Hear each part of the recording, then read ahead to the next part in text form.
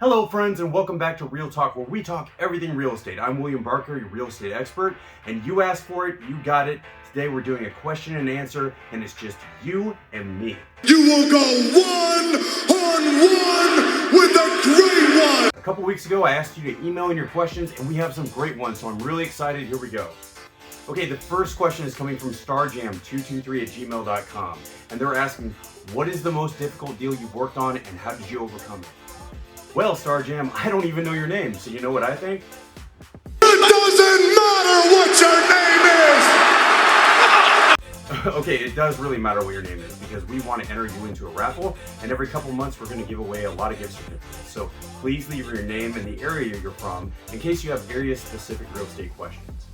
So a couple deals come to mind. My first listing that I ever had, I was up in Leavenworth, Washington when we were closing. It's a small Bavarian village right outside the mountains. It's in between Snoqualmie and Spokane, I believe. Anyway, I'm up there with my parents having lunch, and I get a call from Title, and they said, hey, did you know that we have 3 liens on the property? Nobody knew this until the day of close. And so luckily it was just me and the phone. I just found a coffee shop, sat there, went back and forth, figured it out. One of the liens was they were going to get divorced. The sellers were going to get divorced, and so the wife put a lien on the property for child support, but then they got back together and they were very happy, so that was easy to take care of. The other one was a construction lien, and we got that handled very easily. But that's one I can think of. Another one, I had a client and they bought a brand new car right before close.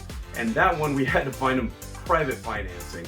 But with Rich Brown at Prosperity Mortgage, we worked it out and saved the day, and it was great, and they loved the house. They were actually pre-occupying that house, so it was a huge mess. I mean, the seller already did repairs, but we made it happen. And that was just all about having good lender connections and a lender that can talk to people and work out situations. So whatever you do, that is a warning.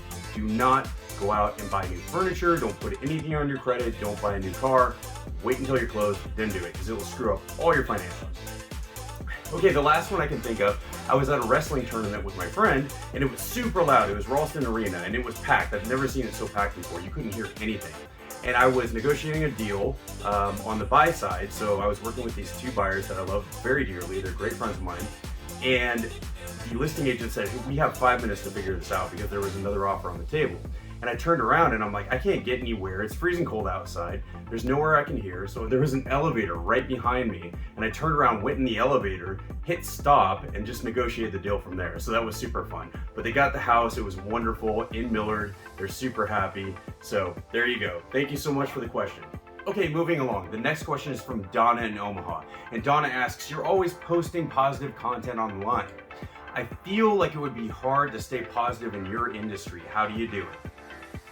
Well, Donna, is that really how you feel? It doesn't matter how you feel! Look, it does matter how you feel.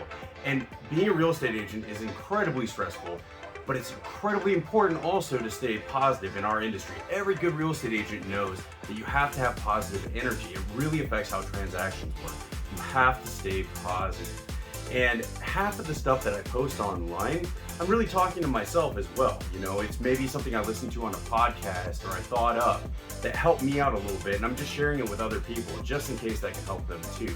But it's a constant work to stay happy, to stay positive, because it really does matter. I mean, it can make the difference in a transaction, you know. Look, if 2 agents are positive and both of them really want things to work out, you have a much better chance of that being a successful transaction. So it is super important to stay positive, whether it's just positive mindset podcast, reminders, you know, loving yourself, staying happy, staying positive, listening to happy music. I have a happy playlist, you know, we'll go over that sometime.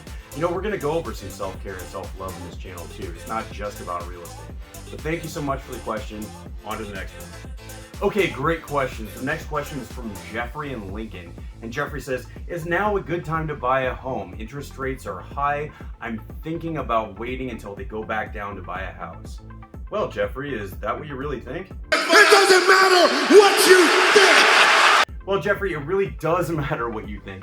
That's what this question is all about. It depends on what you'd rather do. When you look at it, rates aren't really that high in a historic sense. You know, I mean, people back in the late 70s, early 80s were paying anywhere from like 14 to 18%. They're just high compared to what they were a year ago, but that created the crazy seller's market.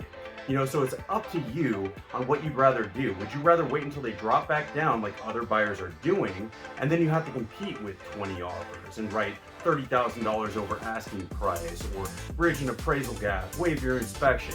A lot of people can't handle that. I had some clients and I told them exactly what that seller's market was going to be like. They were completely on board.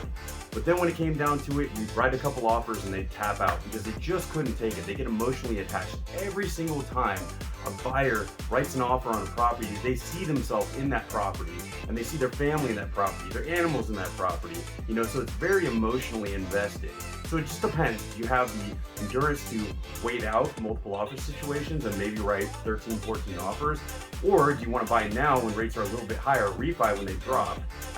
Honestly, you can do a buy down if you want to, like a 2-1 buy down, and basically you could have the seller pay for concessions and buy down your rate for a couple years, then refi, or you could just refi when rates drop. You're just talking about a higher monthly payment right now. But it's a great time to buy because there's less competition. Okay, great questions. The last question is from Emily, and Emily's in Omaha, and she asks, I was thinking about selling my house, and then I saw the Property Brothers on Nightline, and they said to hold on to your house as a rental. Well, Emily, I have one thing to say to the Property Brothers. Know your role and shut your mouth! I second that. No, actually, I love the Property Brothers. They're a great mix of like entertainment and real estate knowledge. They're good people. I've only met them once, so I don't know them too well. Emily, I think I remember that Nightline video, and I think what the Property Brothers were trying to say is not, don't sell your house, make it a rental. I think what they were trying to say is don't make a desperation sell. So if you're desperate, don't throw your house on the market because you're gonna make a desperate decision, and you don't want to do that. You might take one of those cash for offer where the people come to your house and they offer you $50,000 less than what you could get if you used a realtor. Don't do that. I think that's what they were trying to say. My advice, Emily, I would say that unless you're gonna do it for a profession and you want to make that cash flow and build on it and buy one rental, then another, and spin that into another until you have a lot of cash flow coming in, I would stray away from it, because most of the distressed properties we see in the Omaha area are former rentals. People just beat the heck out of them, and then you have to pay to have all that stuff repaired when you do want to sell it or rent it out to another renter. So I would stay away from that. Most realtors here in town will tell you the same thing. Unless you want to get into it for a living or make that extra cash flow, I would stay away from renting out your house. I would sell it. And it's not because we just want to sell your house. People really beat them up badly. I've seen some. There was one in Nelson's Creek. My friend Tammy had it listed, and the pipes, the ceiling was just torn out, and the pipes had burst, and water went everywhere. It was a former rental, because those people are in the house beating it up, and you don't know what's happening.